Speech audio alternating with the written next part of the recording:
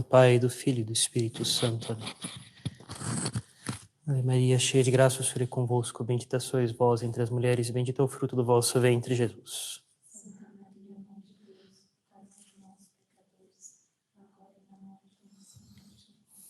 Menino Jesus de Praga, Nossa Senhora das Dores, São José. Ave Maria, cheia de graça, o Senhor é convosco. Bendita sois vós entre as mulheres, e bendito é o fruto do vosso ventre, Jesus. Santa Maria, Mãe de Deus, rogai por nós, pecadores, agora e na hora de nossa morte. Auxiliadora dos cristãos, São Francisco de Sales. Em nome do Pai, do Filho e do Espírito Santo. Amém. Muito bem. Então,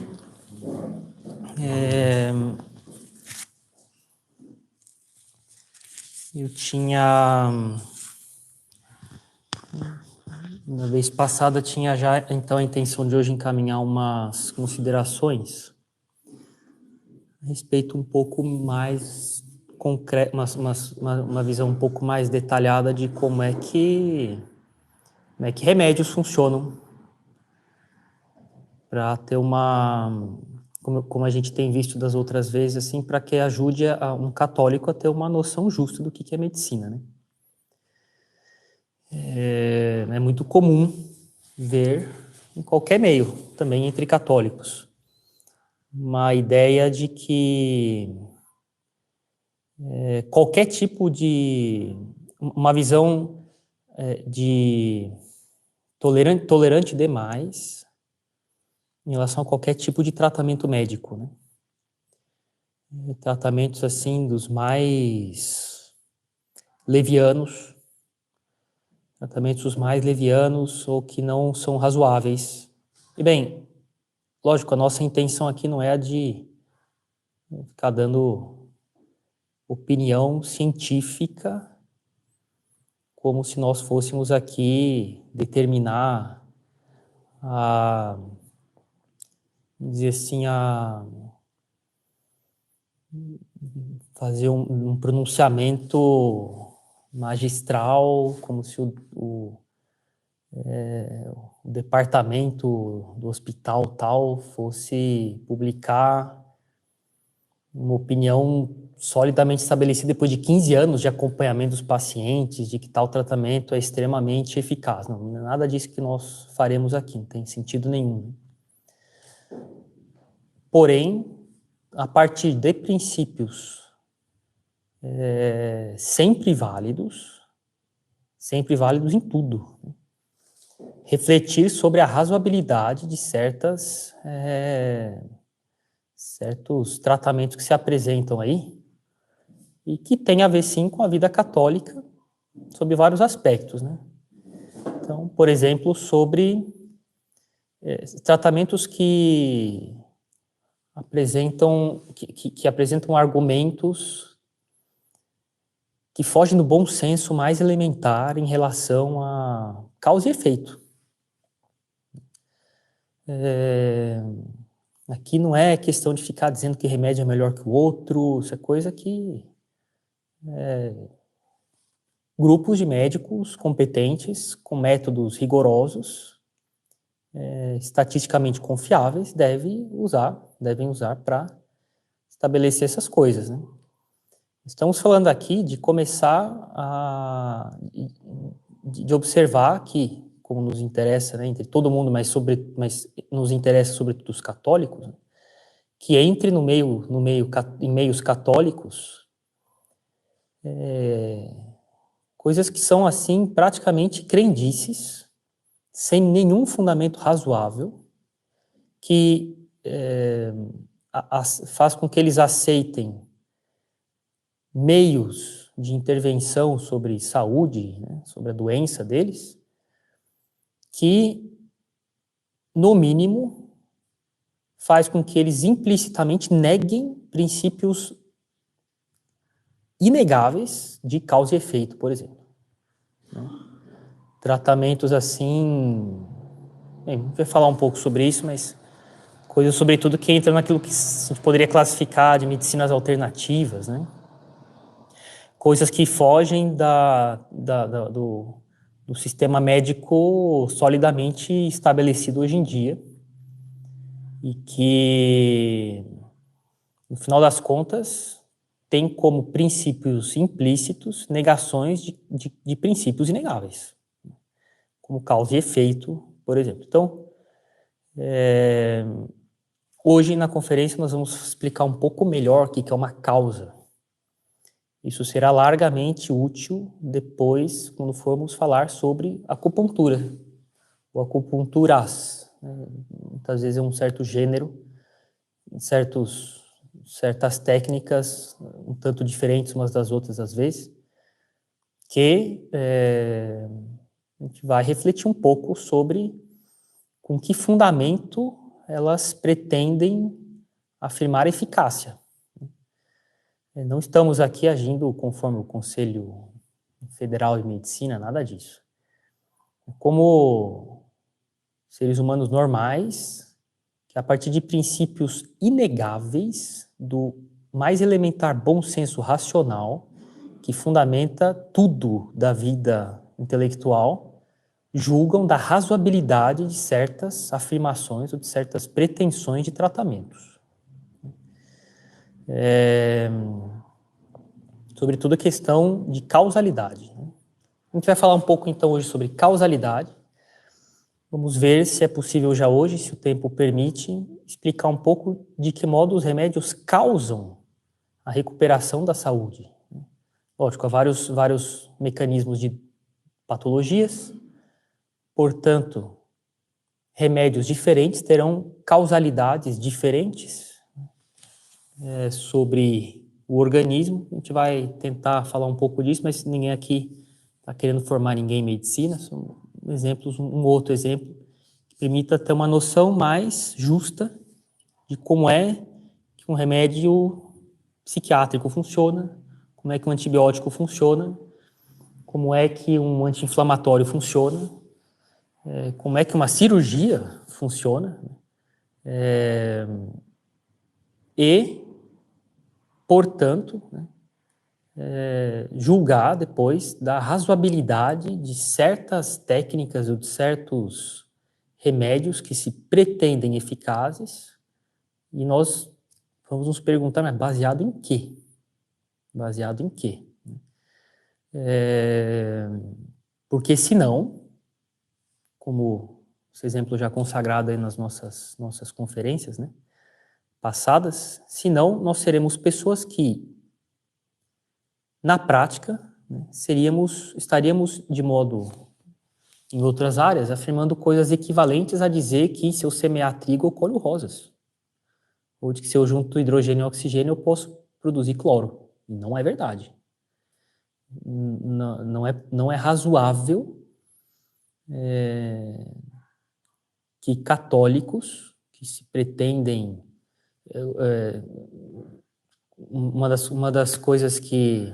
Eu lembro quando eu era mais jovem, uma das coisas que um católico prezava enormemente era de defender a igreja contra acusações caluniosas de que ela era contra a ciência, de que ela era irracional, de que ela era retrógrada, de que a igreja foi contra o progresso científico, de que a igreja prejudicou o progresso da medicina na Idade Média porque proibia dissecações, de que quem dissecava ia para a fogueira,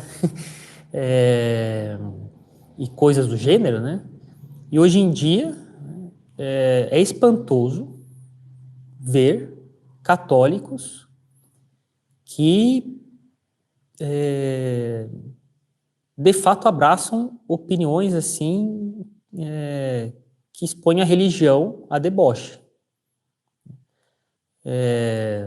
Não é nenhuma visão pessoal minha. São Tomás, na Suma Teológica, na hora lá no momento em que eles vão, um artigo em que ele vai discutir se o universo criado por Deus é eterno ou não.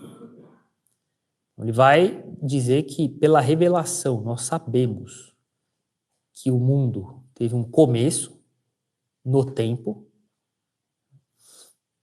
que o mundo não é eterno, mas isso é conhecido pela teologia, pela revelação. Porque em filosofia, só pelas forças naturais da razão humana, sem auxílio da revelação, não é possível saber se o mundo foi criado, limitado no tempo, ou se o mundo existe eternamente. O que ele quer dizer com isso, né? Então, merece mais reflexão, mas para entender melhor, mas não é o nosso propósito aqui, mas o que ele quer dizer é o seguinte: a filosofia, a razão natural, com suas forças naturais, com sua capacidade de reflexão natural, sem auxílio da religião, da revelação, pode provar com certeza que o mundo é criado, que ele é causado por Deus, que Deus é a causa primeira do mundo e que o mundo teve um começo. Porém, caríssimos, como Deus é eterno, ele pode ter desde toda a eternidade criado o mundo. E o mundo então ser criado desde que Deus é Deus. Certo? Pela revelação nós sabemos que não é assim.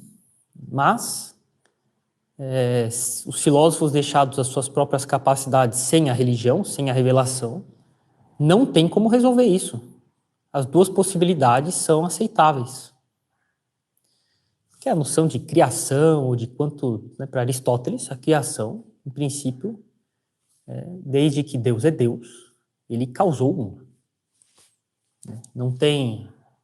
O mundo não tem uma existência cronometrável, como a gente diz, hoje em dia se fala mais ou menos que 19 bilhões de anos, coisa assim. Parece razoável, tem provas, argumentos, né, para isso. Nada impede que haja alguma correção aqui ou lá, né? Mas o tempo de existência do mundo, atualmente se acredita que é mensurável em torno disso, né? Ora, só pela filosofia, São Tomás diz que não é possível, e ele tem razão, saber há quanto tempo o mundo existe. Ele pode ter sido criado desde que Deus é Deus. Desde que Deus é Deus, ele quis criar o mundo. É possível isso. A gente sabe pela revelação que não é assim. Pois bem. E, quando São Boaventura pretendeu dizer que em filosofia era possível saber que o mundo não existiu desde que Deus é Deus, não foi criado desde toda a eternidade, São Tomás vai se colocar de maneira veemente contra a opinião de São Boaventura e dizer que defender esse tipo de coisa é colocar a religião católica em ridículo. Bem, ele é bastante respeitoso, São Boaventura, não tinha sido canonizado na época, eles são contemporâneos, mas São Tomás se coloca severamente contra esse tipo de conclusão em filosofia, dizendo isso aqui depois vai ser facilmente refutado e as pessoas vão colocar a religião católica no ridículo, né? Vão usar isso aqui para ridicularizar o catolicismo. Bem, de maneira análoga, se hoje em dia alguém pretendesse continuar afirmando que existem, né, só 7 planetas, incluindo dentre os 7 planetas a Lua e o Sol, que giram em torno da Terra, numa concepção de que a Terra está estática, e o Sol e a Lua giram em torno dela, né, e vê nisso um modelo absoluto, e que existem as esferas celestes, e a última é a esfera das estrelas fixas, né, e pretender que o mundo acaba ali, colocaria, mas sem menor sombra de dúvida, a religião católica no ridículo. Pretender afirmar que isso aqui é o modelo do universo que tem que ser sustentado pelo católico. Não, isso aqui já está périmé em francês, já está assim, vencido, né? Desde o século XVI, XVII, tá? Em que desenvolvimento de novos instrumentos, reflexões mais aprofundadas de certos fenômenos astronômicos, levaram o conjunto dos astrônomos, dos físicos, enfim, falando de modo mais genérico dos cientistas, a ver que não existiam esferas celestes, que não tinha a esfera das estrelas fixas, e a ter uma compreensão, assim, uma visão do que é o universo, né? Absolutamente, assim, mudando brutalmente a visão que nós temos hoje em dia do como é que o universo é, né? Das galáxias, o movimento que tem entre as galáxias, no tamanho, a dimensão que o universo tem, como é que é o sistema solar, do que são compostos os planetas, né? A nossa visão é drasticamente diferente da de Aristóteles, de São Tomás, de todos os astrônomos até o século XVI, né? E se alguém continuasse insistindo que tem que defender o modelo antigo, aristotélico, de Aristóteles e Ptolomeu, né? Porque senão isso vai contra a fé católica, essa pessoa passaria um ridículo enorme, com razão. De modo análogo, né? Mesmo modo de raciocinar aplicado na questão da biologia, saúde, medicina, né? Alguém que pretendesse hoje em dia ainda, né, afirmar que as doenças são causadas por desequilíbrio dos 4 humores, bile negra, bile amarela, sangue, etc, misericórdia, né? A pessoa que ignorasse solenemente a existência de bactérias, tá? Pessoas que ignorassem solenemente a existência de vírus, coisa que é meio comum, assim, como vez ou outra a gente encontra as pessoas falando umas enormidades, assim, né? Que nunca nenhum vírus foi isolado, mas não diga bobagens, tá? Não diga bobagens.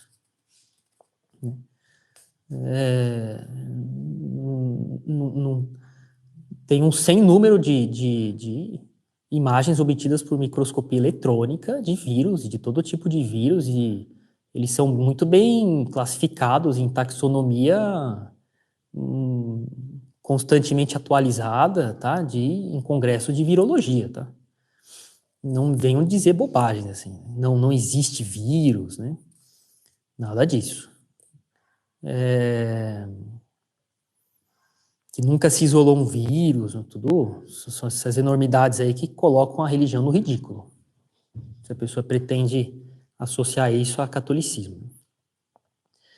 Igualmente, né, pessoas que hoje em dia pretendessem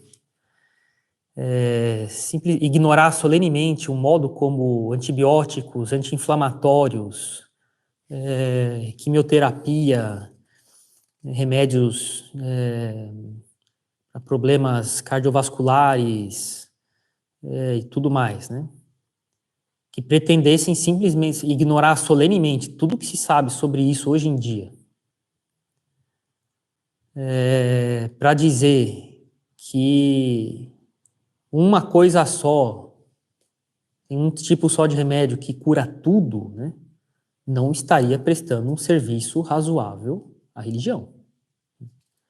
Nós sabemos de modo certo que não há um só remédio para tudo. Nós sabemos de modo certo que bactérias causam infecções. Nós sabemos de maneira bastante segura como é que elas causam doenças em nós, como é que elas lesam os tecidos, como é que essas lesões produzem efeitos no corpo. Inflamação, febre, choque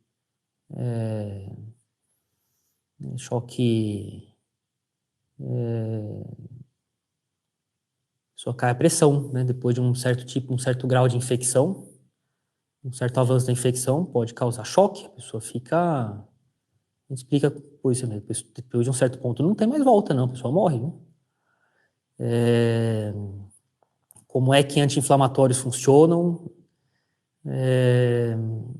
de modo que uma pessoa pretender, vou dizer assim, afrontar, não precisa levar ao pé da letra essa expressão, mas afrontar os tratamentos médicos que nós temos hoje, solidamente estabelecidos, né,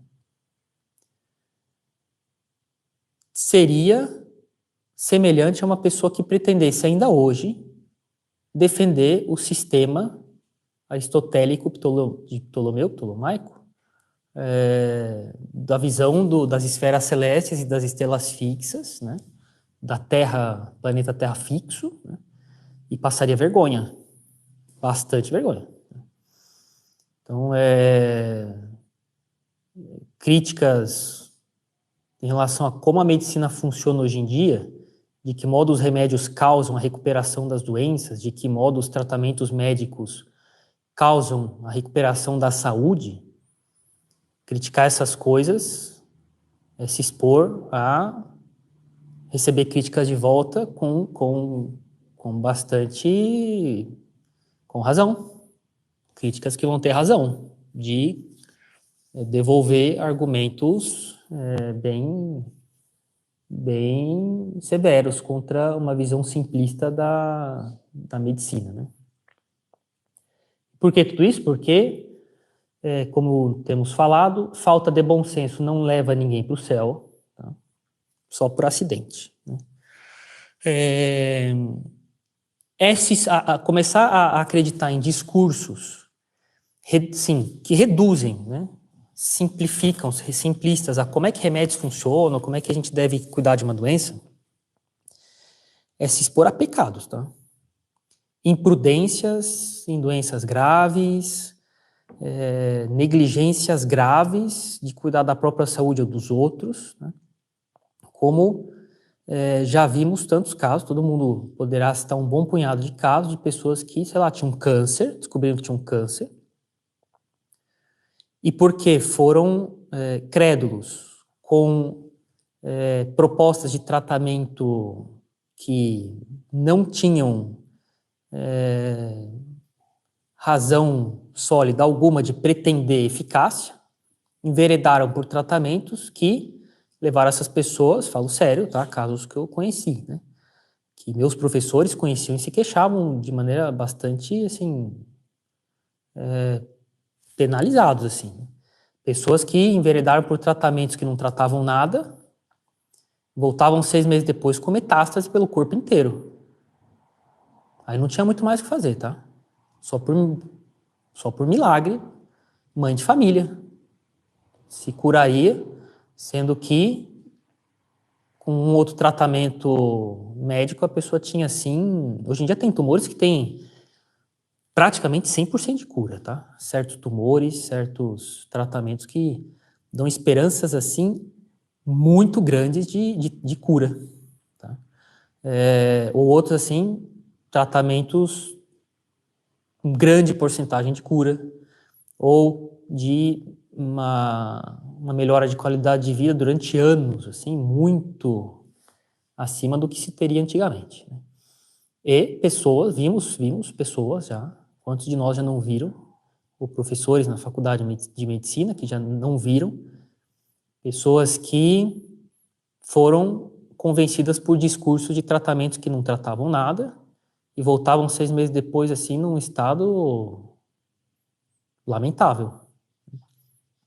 Bem, e a verdade é que quem oferece esses tratamentos em inúmeros casos não será processado. O paciente não apresentará queixa, porque também foi atrás, acreditou, fica com vergonha.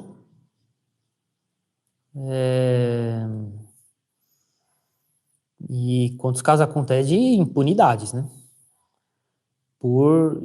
Porque, assim, de maneira leviana, porque se afastaram de princípios universalmente válidos para tudo, né? Dos átomos aos planetas, tá? No comportamento humano ou dos animais, as pessoas se afastaram do bom senso, sobretudo do que a gente chama de princípio de causalidade, né? Então, dito isso, a gente vai explicar um pouquinho hoje o que é uma causa, como é que uma causa funciona, pelo menos um início hoje, né, de explicar. E temos ainda uma meia horinha aqui, então a gente vai introduzir um pouco o que é uma causalidade, o que é uma causa, de que modo elas funcionam. E a partir daí, então, de princípios certos, solidamente estabelecidos, com certeza, poder então julgar da razoabilidade de tratamentos que se pretendem eficazes, ou seja, causas que produzem efeitos, que têm eficácia, né?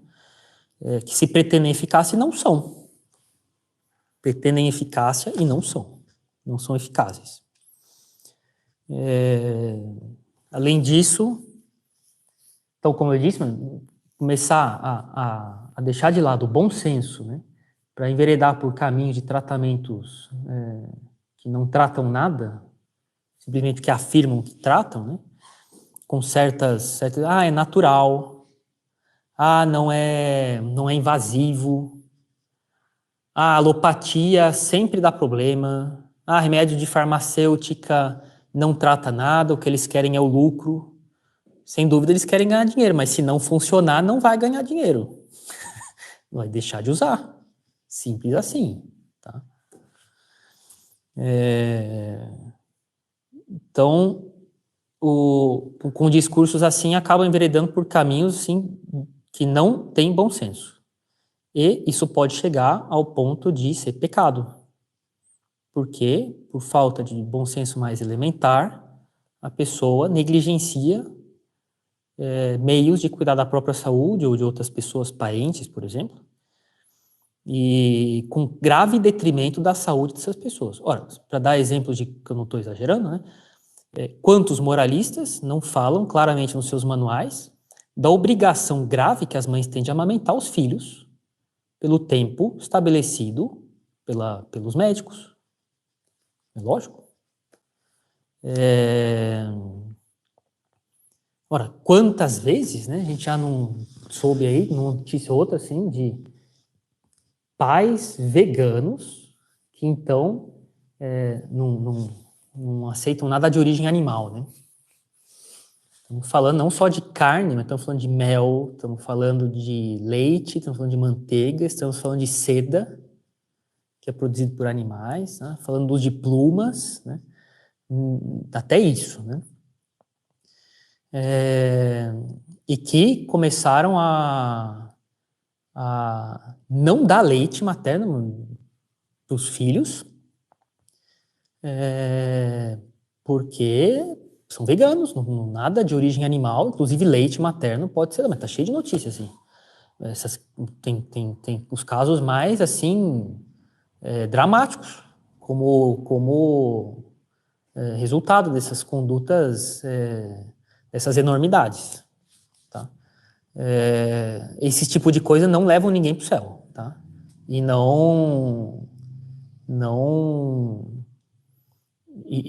são negligências graves de deveres de Estado, de pai e de mãe, em relação à saúde dos filhos e regulado pela moral, sem dúvida alguma. Mesma coisa, remédio. Já vi caso de pai e mãe, filho lá, 10 anos de idade, né? Não levava no hospital, febre de 40, 41 graus, delirando no sofá de casa, não levava no médico, porque Jesus vai curar meu filho. Baseado em que, de razoável, pessoas escolhem essas coisas? Essas coisas aí, bem, coitado, Deus pode subjetivamente, né, levar em conta para culpabilidade pessoal da pessoa, né? Levar em conta as misérias, muitas misérias das pessoas, a falta de bom senso, até doença psiquiátrica. Mas a verdade é que, objetivamente falando, são desordens graves. Isso aí, tá? E longe de nós esses tipos de coisa. Padre, isso aí é uma coisa, um negócio exagerado. Mas começa dando trela para discursos em coisas pequenas que não vão fazer grande mal, mas que seguem exatamente os mesmos princípios dessas coisas extremas. Implicitamente está negando o princípio de causalidade e as características próprias da causalidade de coisas sobre outras, né? Então, de remédios sobre tecidos, de remédios sobre bactérias, de remédios sobre vírus, de remédios sobre câncer, de remédios sobre inflamação, e terminar mal, isso aí. Bom, bem, dito isso, né, e que isso pode, muitas vezes, toca de fato o campo da moral, tá? Vamos entender um pouquinho hoje o que é uma causalidade, para entender depois de que modo os remédios causam a recuperação da saúde. Remédio e outros tratamentos, terapia ocupacional, né?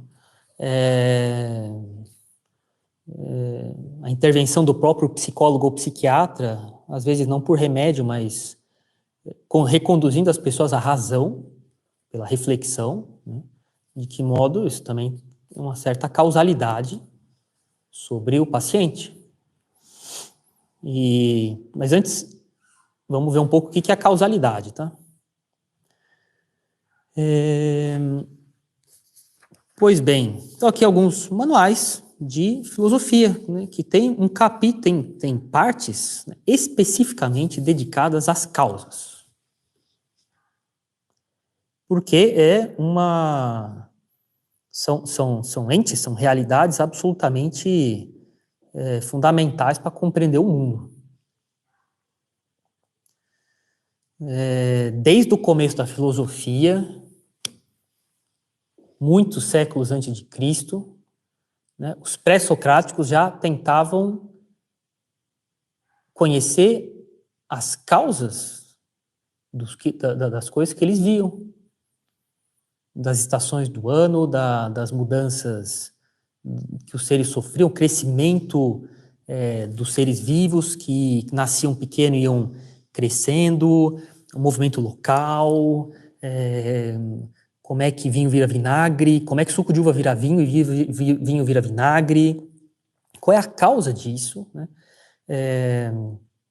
Causa da nutrição, a causa da geração de outros seres humanos e de outros animais, o que é que causa a procriação, o que causa o congelamento das coisas, o que causa o cozimento das coisas, os eclipses, o que causa o movimento dos astros, o que causa as estações do ano, tudo isso, né? E para nós, eu falava isso para os alunos do ensino médio esses dias, hein? Falava, por exemplo, para nós, né, existe a nossa vida, ela é fracamente estabelecida diante da dependência das causas do mundo, né? Você está com fome, você pede comida por um aplicativo. Você pega o seu carro e você vai numa loja de atacado às 3 da manhã, que fica aberta 24 horas, e você compra comida. Você tem 1000 opções para escolher, e a tecnologia hoje em dia na agricultura permite ter comida, né, alimentos. Até fora de época natural, vai ser mais caro, mas tem, né? Geladeira, freezer que conservam durante semanas ou meses, né? Comida. Ora, gostaria de lembrar que também há décadas atrás, mas sobretudo, né, nos milênios passados, não era assim. Você depende imensamente do movimento do mundo para viver. E se você não compreende o movimento do mundo, você morre. O que eu quero dizer? Estou falando de homens do Neolítico, 10, 12 mil anos antes de Cristo, mesmo antes, que se eles não conseguissem prever com antecedência razoável quando é que o inverno chegava, os animais deles morriam. A criação de animais morria. Se eles plantassem na época errada, eles perdiam o trabalho inteiro, o vilarejo inteiro, com neve, chuva, né? Muita chuva mata a planta, mata a plantação. Ora, como é que eles sabiam cada estação do ano, né?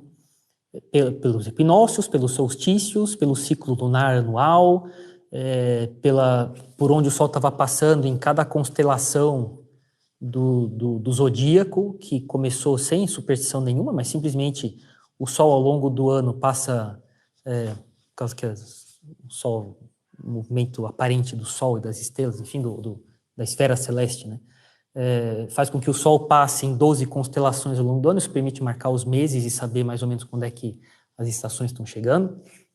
Quando é que é o solstício equinócio, então o verão está acabando, o verão vai começar, daqui tantos meses começa o outono e tanto o inverno, e assim você sabe que se agora é verão e você está levando suas ovelhas para pastar lá no alto das montanhas, porque é mais ameno, mas é quente o suficiente para crescer comida lá para elas, né? Mas se você continuar lá indefinidamente, daqui a pouco neva nas montanhas, e da noite para o dia você perde metade de suas ovelhas, então você tem que migrar com elas para a planície, com um mês de antecedência ou 2, porque você também precisa estabelecer sua barraca lá, para morar lá e planejar as coisas com meses de antecedência, né? Você perde suas ovelhas. Então, o movimento do mundo, o homem dependia de maneira assim cotidiana, anual, de maneira imensa, do movimento do mundo, né? Hoje em dia não é mais assim, mas antigamente era. E como é normal o ser humano, né? Todo homem tem uma inclinação natural a conhecer as razões das coisas, porque essas coisas são como a gente as vê. Sobretudo quando eu dependo dela, porque assim eu posso entender melhor e não fico, não sou pego de surpresa pelo indeterminado.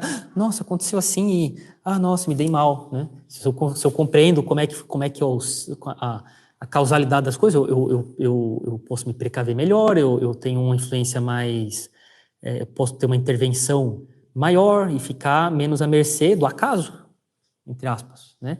Ou de causalidades que eu não domino. Então, a preocupação das pessoas sempre foi de conhecer as causas do porquê que o mundo é como ele é, né? E hoje em dia, só porque tem isso aqui que as pessoas ficaram assim, bocós, né? Os homens do Neolítico conseguiam ter um conhecimento de astronomia assim, simplesmente brutal. Eles tinham um mapa do céu na cabeça deles, assim. Os ciclos solares, não só anuais, mas de 30 anos, de 100 anos, da Lua, dos planetas, né? E hoje em dia, as pessoas não... enfim. Então, conhecer as causas das coisas, né? É uma preocupação normal das pessoas, né? Então, sempre foi assunto de filosofia. Sobretudo, conhecer a causa das coisas, explicar por que as coisas são como são. E a causalidade, então, é uma coisa que, e como o nosso caro autor fala aqui, daqui eu vou achar aqui a citação dele, o princípio de causalidade, a noção de que existem seres que intervêm sobre outros e causam efeitos, é um princípio per se notum, ou seja, conhecido diretamente. Lógico, quando eu percebo que ao colocar a panela de água sobre o fogo, ela esquenta. Isso é conhecido diretamente, né? Não preciso, assim, fazer silogismos múltiplos e remotamente, depois de um grande esforço, entender que coisas causam efeitos, né?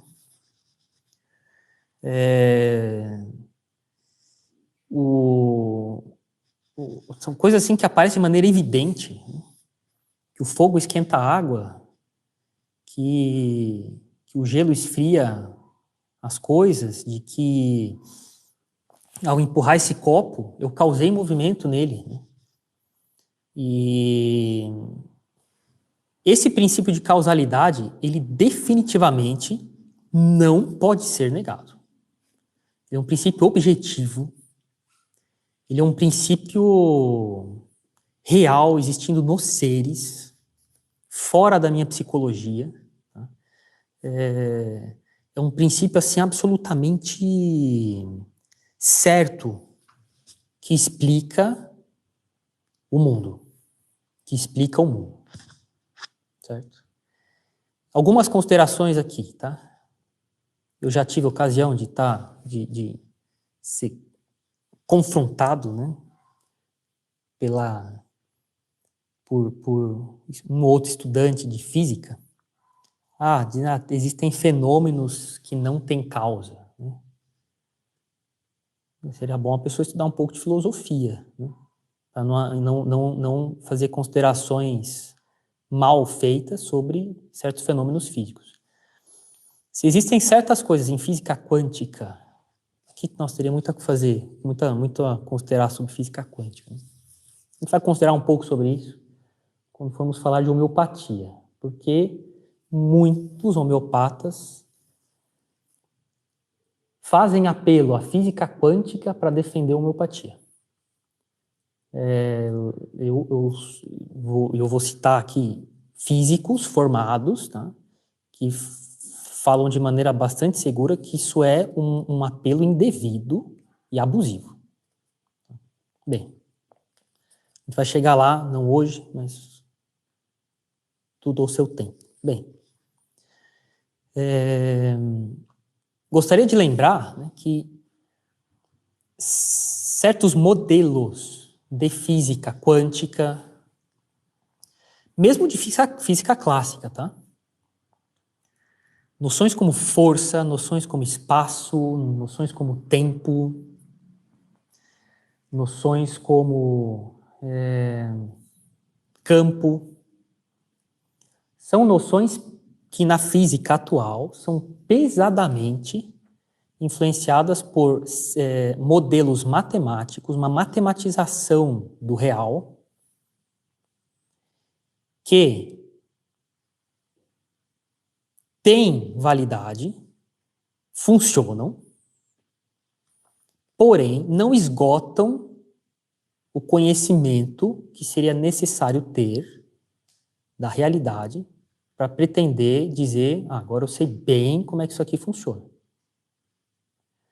De modo que matematizações do real podem levar a situações um pouco esdrúxulas, como concepção das coisas. Isso deve ser corrigido pela reflexão racional, que fará com que o físico, o cientista, o químico, o que seja, se diga assim: esse aqui é um modelo matemático das coisas. Tem validade, tem uma certa... tem uma utilidade para explicar fatos observados, né? Porém, é necessário admitir que é uma matematização da realidade e que, portanto, não esgota toda a realidade. E nada de espantoso que apareçam certos conflitos de concepção das coisas, né? E que alguém, por exemplo, ao chegar e dizer, não, tem eventos que não têm causa, né? Nessa hora a pessoa precisa parar e falar, bem, sejamos mais razoáveis, né? E admitir que um certo modelo, muito devedor de formulações matemáticas, que são uma parte da realidade, mas não tudo, podem inclinar pessoas a fazer afirmações que vão passar do justo, tá? Bem, depois a gente explica um pouco melhor isso aqui. Explicar um pouco o que é um modelo científico, quanto que ele me permite saber da realidade. A gente vai citar São Tomás aqui. Tomás é bem razoável, viu? Bem razoável. O modelo científico procura explicar o que se observou até agora. O modelo científico é uma construção da reflexão humana que procura dar conta do que se observou até agora, e novas observações poderão, e provavelmente farão isso, poderão levar os cientistas a ter que reestruturar os modelos de visão das coisas. Simples assim. Isso vale também para física quântica, para muita coisa. E modelos podem ser apoiados em recursos matemáticos que são muito úteis, mas que não são tão necessariamente justos, 100% justos, porque a matemática é uma parte da realidade, não é tudo. Tá? A matemática pode tentar matematizar certas coisas que não são tão matematizáveis assim. mas que admitem uma certa matematização, levar isso muito a ferro e fogo pode levar a conclusões esdrúxulas. Nessa hora, a razão humana deve corrigir, modular os resultados, falando, calma, é só um modelo. Só um modelo que provavelmente não representa de maneira perfeita como as coisas são fora de mim. Simples assim. Depois a gente vai falar um pouco sobre isso. Modelos atômicos, certos modos de conceber o espaço e o tempo, né, que não são... com segurança é possível dizer que não representam de maneira perfeitamente adequada como as coisas são exatamente no mundo real.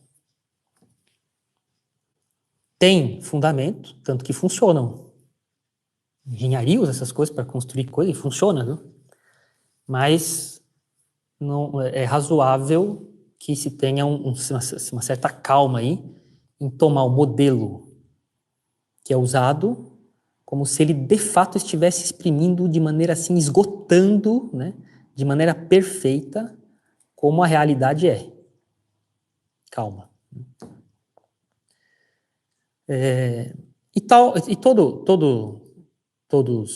Todos conhecem então esse princípio, né, chamado simplesmente de princípio de causalidade, que diz o seguinte: todo efeito tem causa. Todo efeito tem causa. Depois de que todas as coisas contingentes, não necessárias, têm causa. Essa conferência de hoje é uma coisa contingente, ela não é necessária, ela podia não estar acontecendo. Se ela está acontecendo, se essa conferência que não é necessária está acontecendo, é porque eu a causei. Ela é efeito de um ato meu, do Padre Pascotto. Uma coisa contingente significa aquilo que pode ser ou não ser. Essa conferência podia não ser. Podia não ter conferência hoje.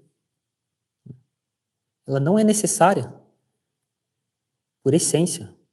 Portanto, ela tem uma causa.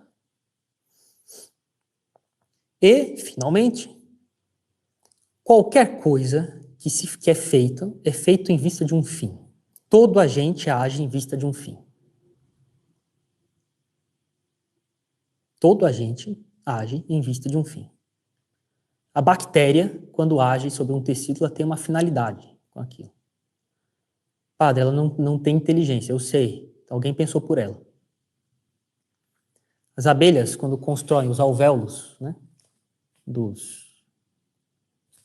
das colmeias, elas constroem de um tal modo que é o único modo que garante o equilíbrio perfeito entre o uso da menor quantidade de material para o maior aproveitamento de espaço. Qualquer outro formato de alvéolo, com qualquer outra angulação entre os ângulos dos alvéolos, as abelhas sempre gastariam mais cera aproveitando menos espaço.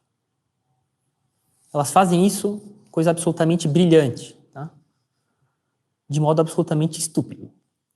Alguém pensou por elas. Mas elas agem em vista de um fim. Qualquer ser, qualquer agente age em vista de um fim. São 3 princípios absolutamente certos. Todo efeito tem uma causa. Todo contingente, algo que pode ser ou não pode ser, ou pode não ser, tem uma causa. Se aconteceu, é porque, se ela é porque alguém a causou. E 3, todo agente age em vista de um fim.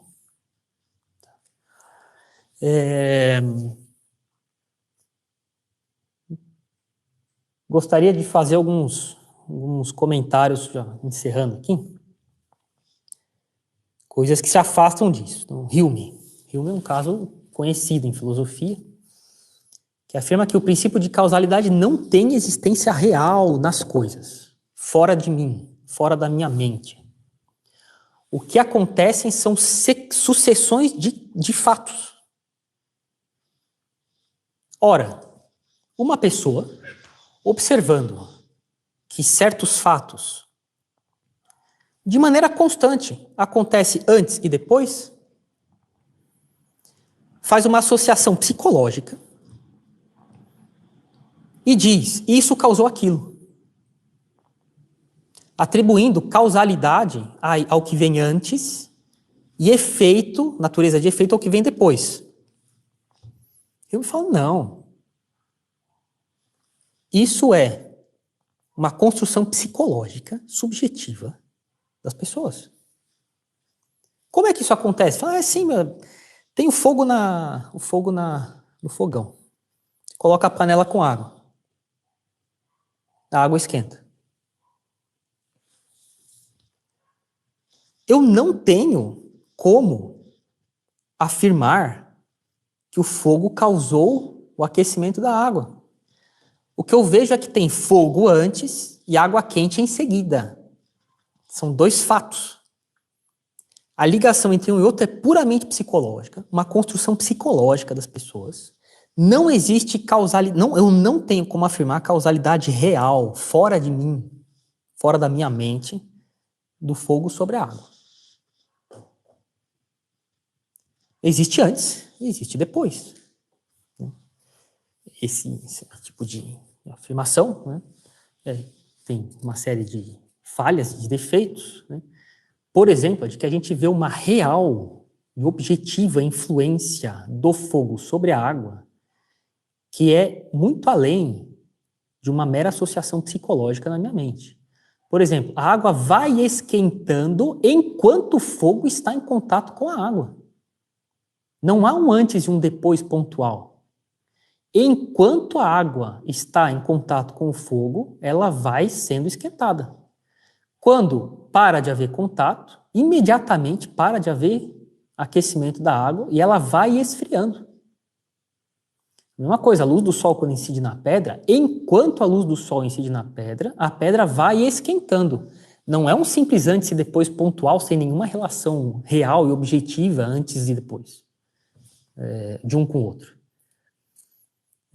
Existe uma verdadeira influência, uma verdadeira intromissão de um ser sobre outro, que vai além de uma mera associação psicológica de antes e depois.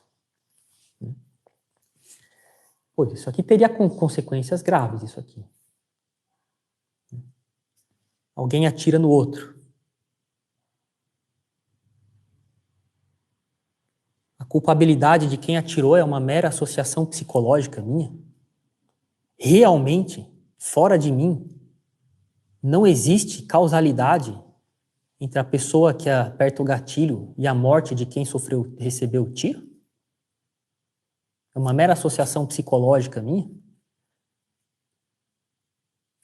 Complicado condenar alguém na justiça se isso for um negócio que realmente funciona desse jeito, hein? Depois, na moral, né? Os atos imorais que as pessoas fazem são atos contingentes, elas podiam não ter feito, fizeram porque escolheram fazer. Os atos que nós fazemos são efeitos nossos. Nós somos causas dos nossos atos. Aliás, isso daqui é o mérito de Aristóteles, né? Contra todo mundo grego, de afirmar que os nossos atos não são frutos do acaso, não são frutos do destino, do fatum, ao qual mesmo os deuses estavam submetidos. Não.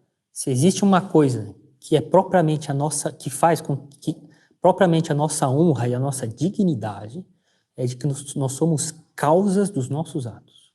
Isso aqui é uma honra enorme para nós. Costumo brincar, né? Eu dou as aulas sobre isso, que no dia do juízo Deus vai falar para mim, Padre Pascotto, esse conselho foi você que deu para tal pessoa? Sim, meus parabéns. Fui eu que dei. Se eu não tivesse dado, não tinha conselho. A pessoa sairia do lugar sem conselho. Foi causado por mim. E essa é uma honra grande minha, né? Que a nossa dignidade, a nossa honra natural, né, naturais, consistem, dentre outras coisas, em que nós somos causas dos nossos atos.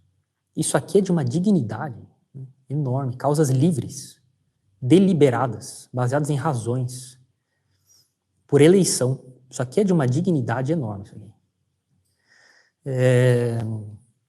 Ora, Se existe um antes e um depois, mas não existe uma influência causal da minha vontade sobre a realização do ato, como é que eu posso ser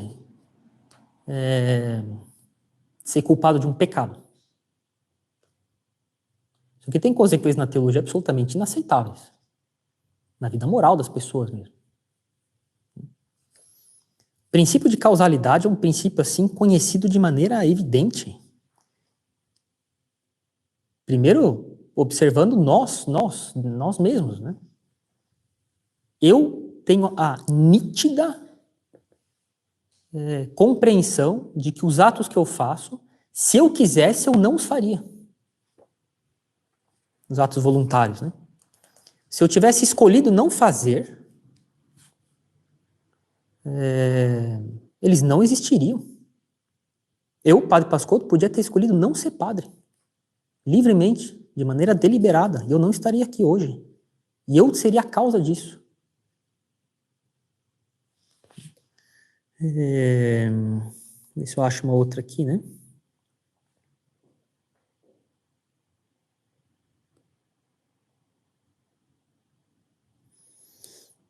Ele diz aqui no manual, né? Falar o contrário seria risível.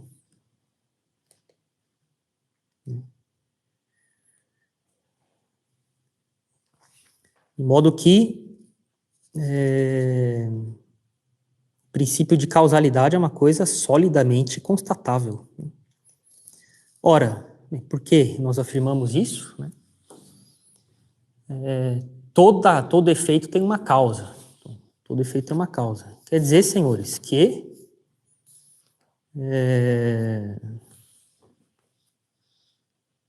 se existe inflamação, é porque algum agente a iniciou. Você vai ver depois um pouquinho como é que isso funciona. E se eu quero acabar com a inflamação, se eu quero acabar com a infecção, preciso causar algo que haja sob a causa da inflamação. E a inflamação vai diminuir ou cessar. Qualquer outra compreensão, né, de como é que funcionaria essas coisas no corpo humano começam a ser risíveis. De que, sim, a alimentação pode causar tal ou tal doença. Ou pode afastar causas de doenças e melhorar a saúde das pessoas. Mesma coisa para antibióticos, a mesma coisa para anti-inflamatórios, a mesma coisa para quimioterápicos, quimioterapia, e para muitas outras coisas. Negar que remédios sejam úteis é estar implicitamente negando um princípio, o princípio da causalidade, que rege o mundo. Dos átomos aos planetas. E isso não é razoável. E lógico, a pessoa não tem essa intenção e nem vê que isso seria aplicável em outras coisas absurdas, mas está implicitamente negando princípios que são princípios que sustentam toda a teologia moral, que sustentam por que as pessoas vão se confessar de tempos em tempos, que sustentam as sentenças nos tribunais, princípios metafísicos que defendem a causalidade e, portanto, a responsabilidade da causa sobre o efeito, quando essa causa é livre.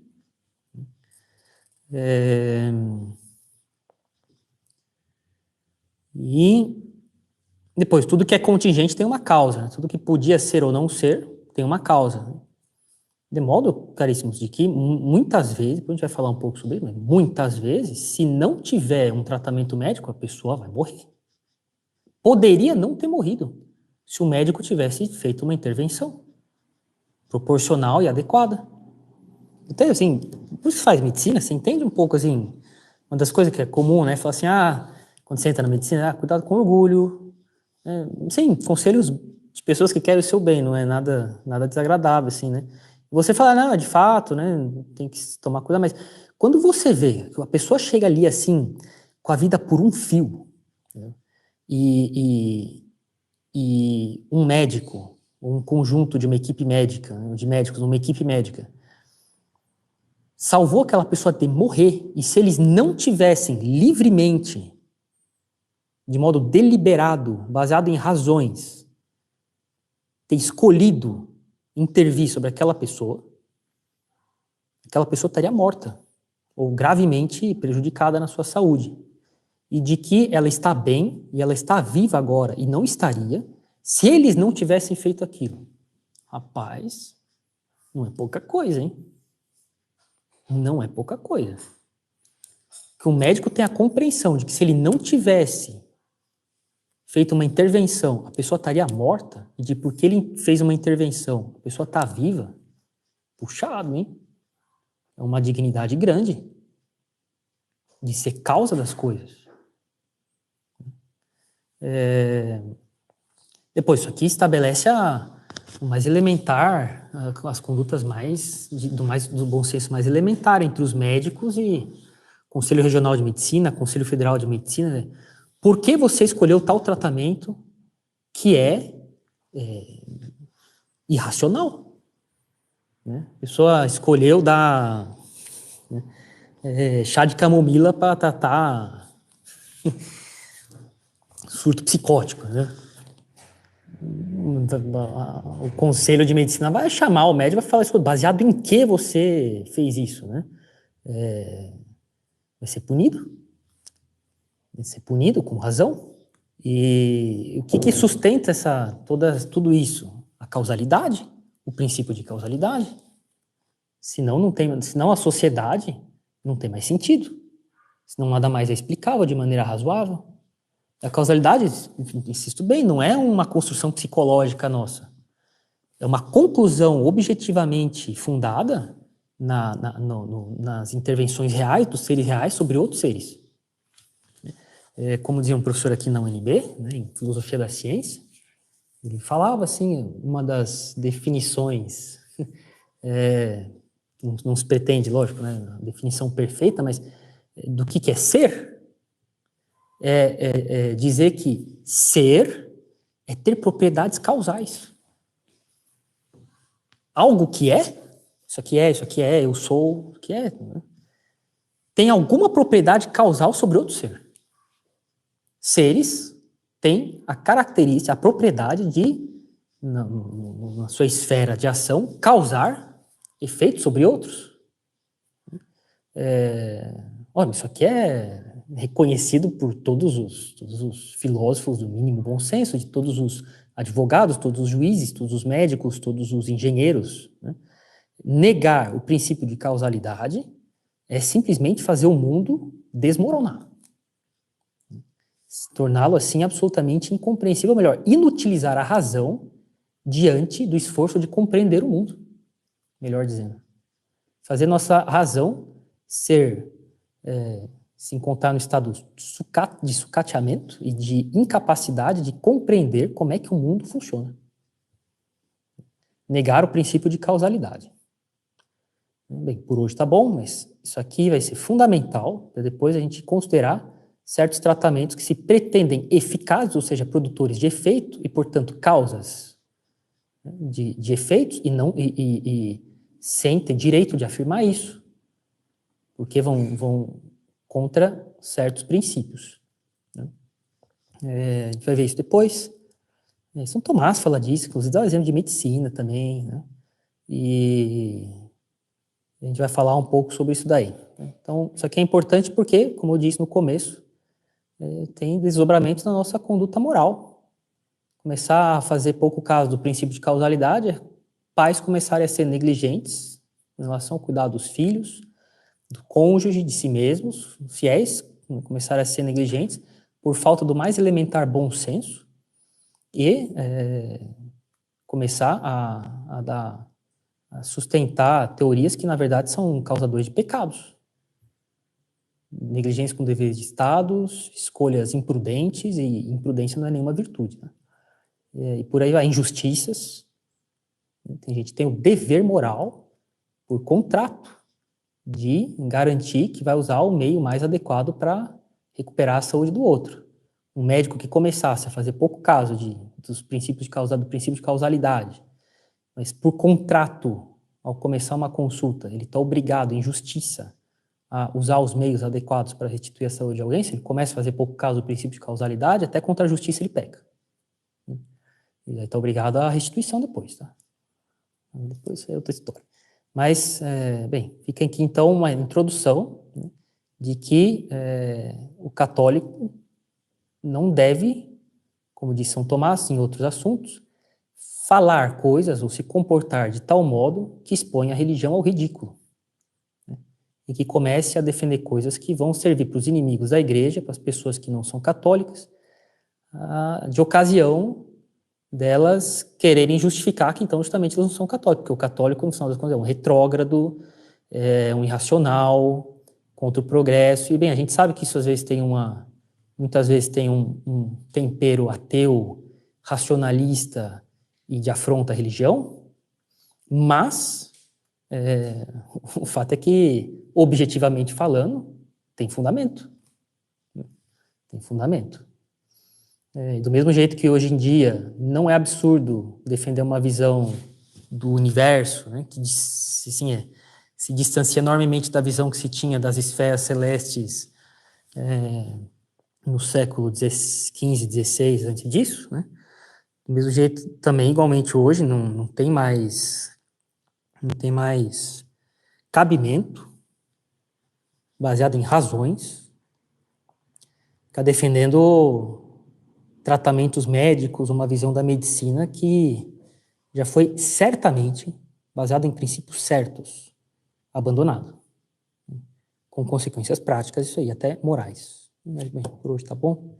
Na próxima a gente continua explicando um pouco mais aí como é que remédios e tratamentos causam saúde, como é que agentes causam doenças e remédios causam saúde, e poder, então, ter princípios mais solidamente estabelecidos para julgar da razoabilidade de certos tratamentos propostos por certas tendências.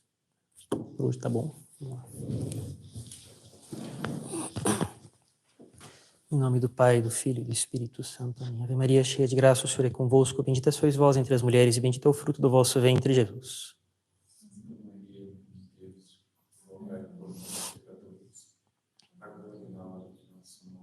Menino Jesus de Praga, Nossa Senhora das Dores, São José, Ave Maria, cheia de graça, o Senhor é convosco. Bendita sois vós entre as mulheres e bendito é o fruto do vosso ventre, Jesus. Santa Maria, Mãe de Deus, rogai por nós, pecadores, agora e na hora de nossa morte. Auxiliadora dos cristãos, São Francisco de Sales. Em nome do Pai, do Filho e do Espírito Santo.